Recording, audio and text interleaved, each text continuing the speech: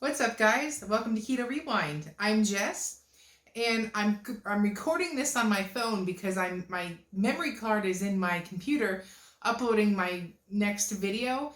But I had all these thoughts come to my head about my top advice on how to lose weight on the ketogenic diet, and I had to just get it all out. So this is my phone. Sorry for the crappy video, but these are going to be my top 10 tips on how to lose weight. Things that I wish I knew before I started my keto journey. I'm 95 pounds into my journey. Coming the new year, I'm going to get that last 40 off and I will be at my goal weight. But I feel like I've had so much of a journey that I have very valuable tips on how to start your own keto journey. So let's dive right into it. I've got so many thoughts in my head that I just got to get them out. And if you're new here, please consider subscribing. I'm very passionate about getting you to start your journey, to change your life, and to have that self-empowerment of finding your health. I'm rewinding my health from a morbidly obese weight to a healthy weight, and I'm using a ketogenic diet and intermittent fasting, and sometimes sprinklings of carnivore and ketovore in there too. So without further ado, let's get started. My number one tip, and this is the one that probably makes people the most upset. My top two are going to be the most upsetting tips on how to lose weight. The number one, research and plan. I sound like a broken record, but if you don't know what foods to eat, how are you expecting to have success? So you have to research what to do and get a plan. So for me, that meant I researched for 2 months before I started my journey. The new year was in January. I didn't officially start until February. So I was like a solid almost 2 months, by the time I learned about keto and then did my research until a random day that I picked as my start date, which was February 11th, 2019. So don't even bother starting until you've researched. You made your own opinions on things and you have a plan. It's crucial. If you just start and throw darts at the wall, it's not all going to stick and then you're not going to understand. So you've got to research. So you need to know what to eat and what to avoid. Make a meal plan of your own, and it's not hard. I have tons of meal plan videos here, but I essentially have a protein with fat, and I sprinkle in, I don't snack anymore on keto. If you need a snack, nuts would be my go-to. Nuts, teas, and coffees are my snacks these days, because for one, I'm not hungry anymore. But initially, I did use snacks like nuts and pepperoni and stuff like that. But as you get more fat adapted, you won't even want to snack. It's going to be something that you're going to break with the new you. So my typical meals are simple. A protein with a veggie and a fat. That's it. No pasta, no sugar, no processed foods, and I make them. So hamburgers, meatloaf, grilled chicken, barbecue chicken, just really simple meats with easy sides that are green. That's pretty much a really easy way to describe what vegetables you can have. But I will include down below, I'll upload up here. I have a sample meal plan video. And then also, what are your favorite things to eat? If you have this, I can't do it because I don't want to give up, research keto recipes for that item. Keto's become a lot popular lately, and with the internet, you're getting a lot more options to do a keto-fied version. So look up, use Pinterest, use YouTube, use blogs and websites. Just find something that you can use as a replacement of that favorite. And as you get more keto adapted, you may even come to like the keto version better. So my next tip that's going to not be something you want to hear is track your macros. Track your macros. You've got to learn this skill. I can't do it for you. I can give you a video here on how to set it up, but every single thing that you put in your body, you've got to log until you learn how to eat. I didn't track my macros. I got to 309 pounds guessing what a proper serving size is, not even caring what's in my food. It is empowering and the second most important tip on how to lose the weight, and that's you need to own this skill. And there's a million videos out there that teach you how to track your macros. Please take this time. This is a hard truth, but if you don't do this step, you're not going to succeed. You have to learn how much is a right serving size, how much is 20 net carbs a day. You've got to learn that. Once you've learned that, you don't have to continue doing it. This is just, if you are planning to make this a lifestyle, this is a completely different way of eating. You must learn this skill. And as you get more advanced and more expert level when you're on this lifestyle, then you don't have to do it, or if you're in maintenance mode. But you have to learn how to track your macros. And I would recommend Carb Manager, but you can also use MyFitnessPal. So I will link a video there on how to set that all up. I don't know many people that have been able to lose a significant amount of weight like this and not do this step. It's possible, I'm sure, but the average person needs to learn this skill and own it. So my third top tip that I hate to even say, but it's important, and that is limit the sweeteners. In the beginning, if you look at my past videos, my biggest weight loss months has been in the months that I cut out sweeteners and dairy. So these next 2 points, I'm going to kind of lump them together. Limit the sweeteners and cut out as much dairy as you can initially. And that's if you want to lose the weight the quickest, to reset your taste buds and to have the fastest success, you have to do those 2 steps.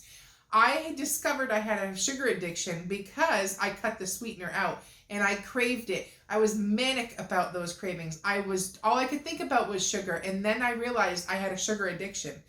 So if I just would have kept that in there and swapped it with a keto approved sweetener, my body never really knew what it was like to cut that out and to live without it and find new coping mechanisms, how to, just go through day without that addiction or that clutch of emotion. So I had the fastest amount of weight loss by cutting dairy and sugar out, and it also allowed my taste buds to reset.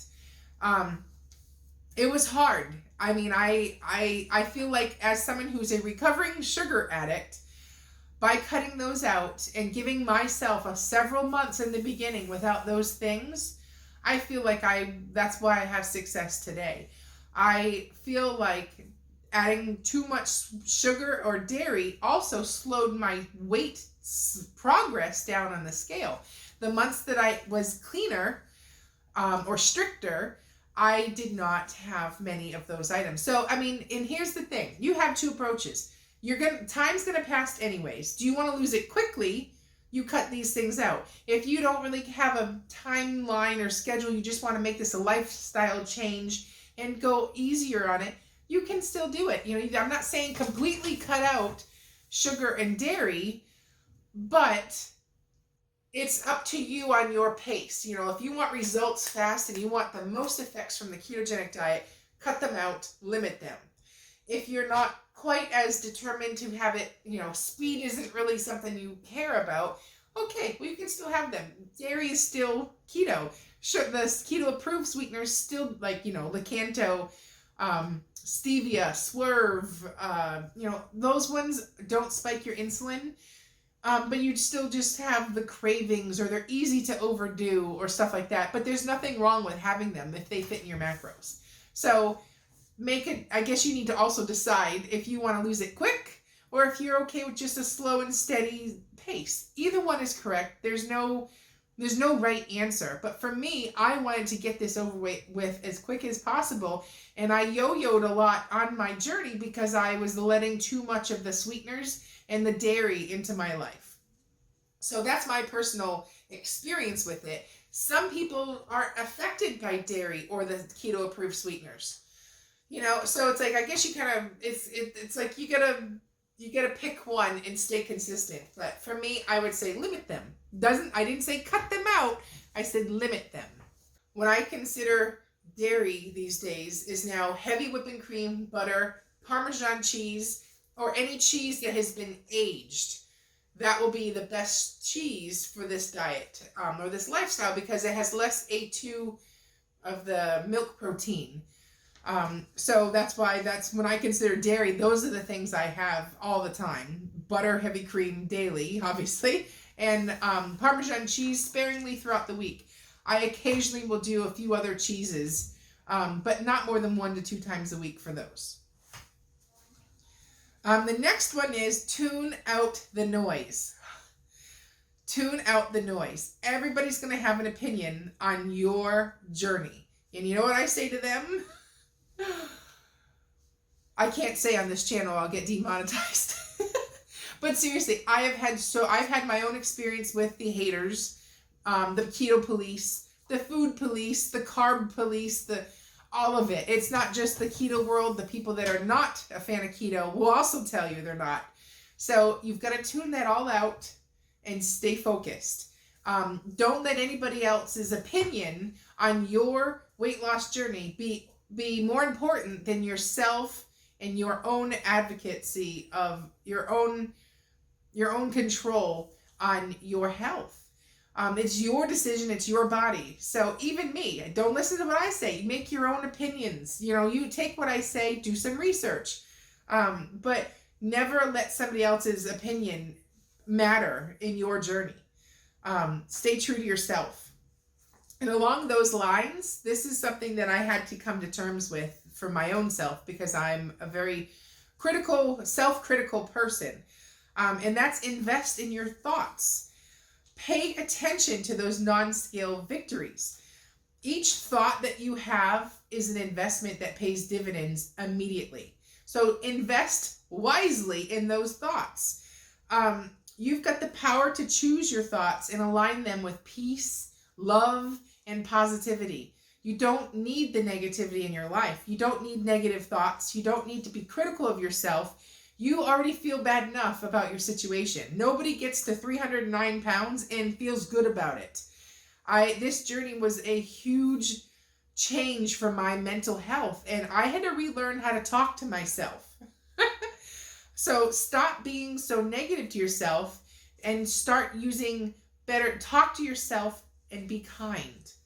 Find those non-scale victories. Say you didn't see a loss in the scale, but is that jacket buttoning this week? Are those jeans not piss tight?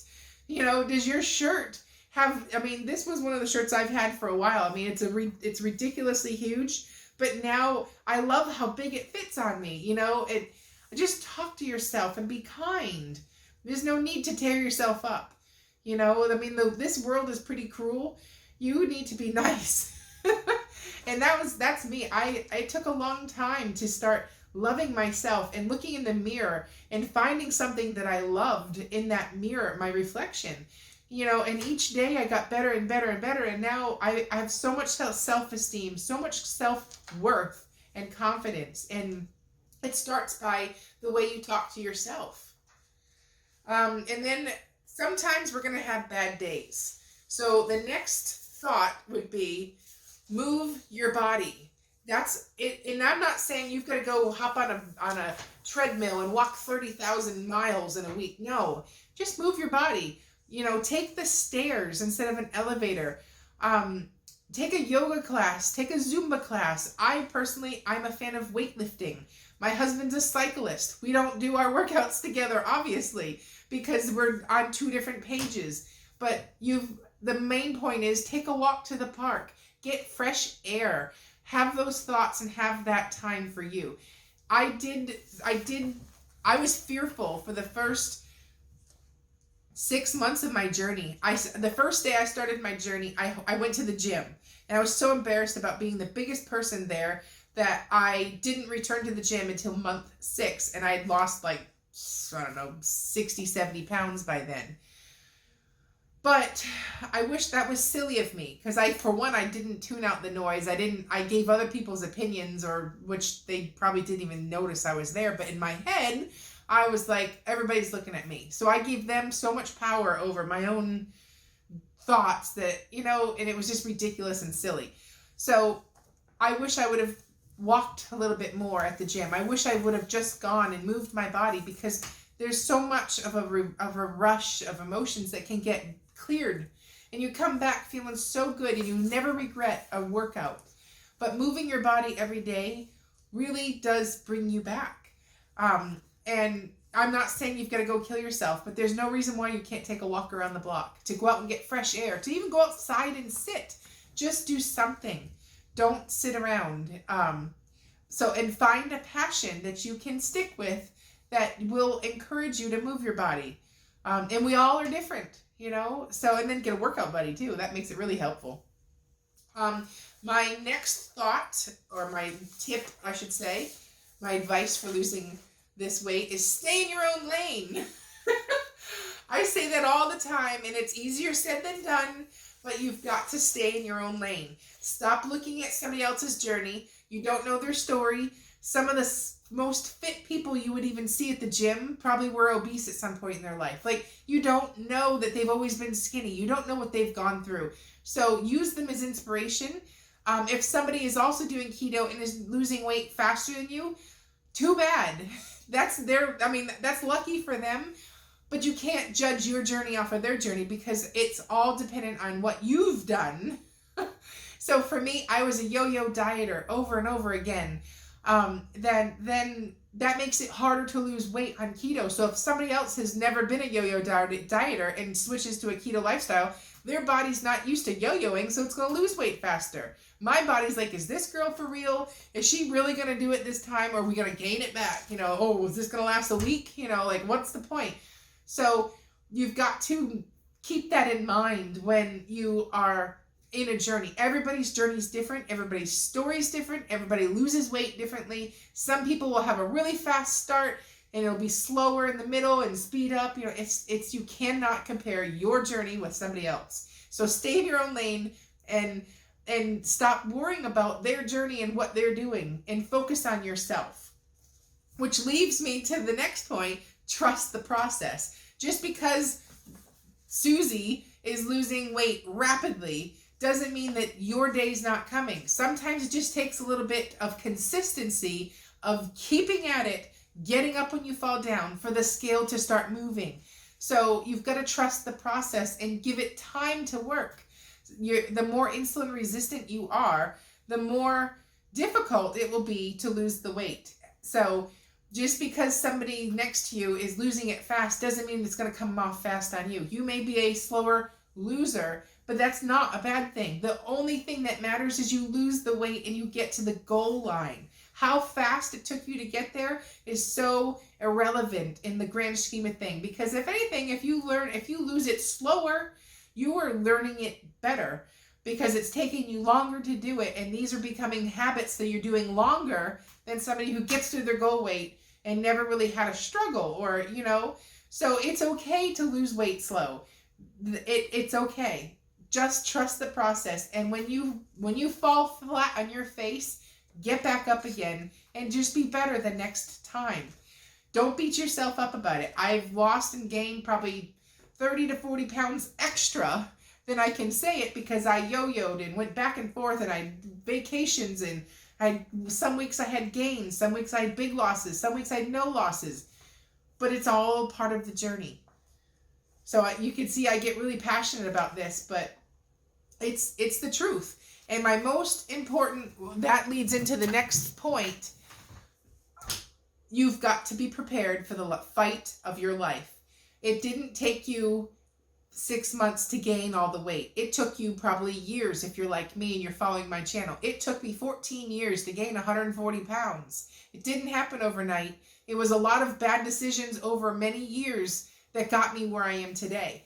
So before we even start, be prepared for the fight of your life. It's not going to be easy. America has an obesity epidemic because it's hard to lose weight. It's hard to prioritize yourself. It's hard to stick with it when there's so much temptation all around that's wanting you to have all the sugar.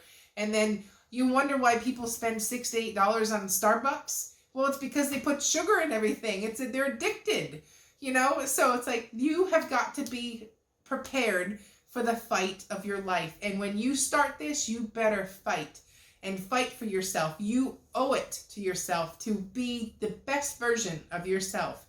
And know that it's not going to be easy. Know that you're going to have slip-ups, fails, moments where you just want to stop. You just know that that's all going to happen. But the part that you can't stop doing is fighting, and you cannot give up on yourself. I hope you enjoyed this video. I hope you realize how passionate and how fired up it makes me. So much so that I couldn't wait for my memory card to come out of my computer that's rendering my next video for you to watch. I'm so passionate, I couldn't even wait, and I had to make this video using my phone. So please, please, please, please listen to this video and hit the like button if you can relate. Leave a comment.